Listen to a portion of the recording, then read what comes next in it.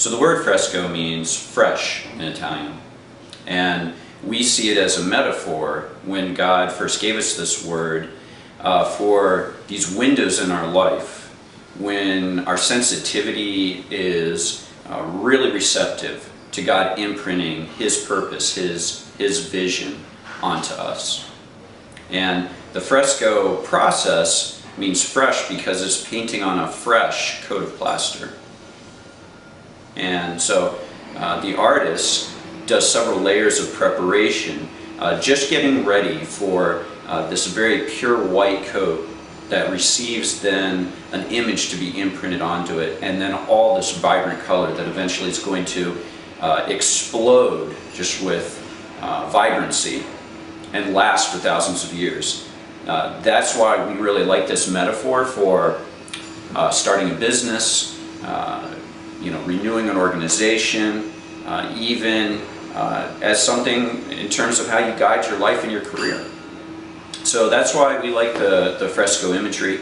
The fresco process itself has stages, and we want you to walk through these stages with us. And of course we're going to take the metaphor of the painting and then apply some principles to starting up. A lot of the principles, or all the principles, are going to be based directly in Scripture. And then we'll also talk about some of what we've learned helping dozens of businesses and organizations and ministries get started in what they were meant to do.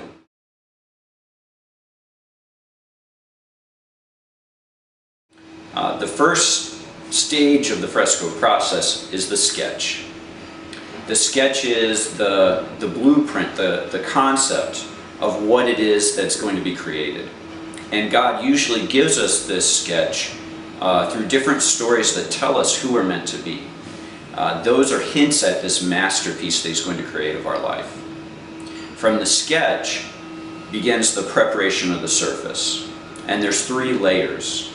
Each layer is more refined than the next layer, but each one has its purpose that causes this whole thing to stick together and last forever.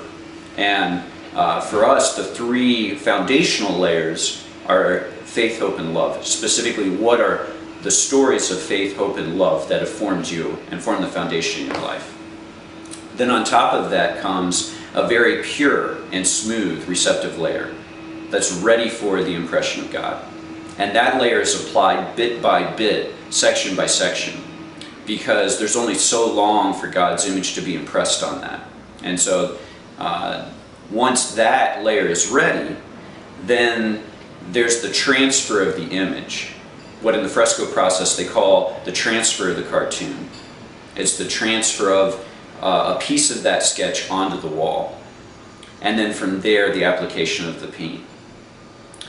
From there, the fresco process is about waiting for what was a messy process, what was a process that at first may not exactly pop or have like this vibrancy, and sitting in rest and waiting for that color to emerge. And then from there you get a product that lasts for generations and generations. That's the fresco process.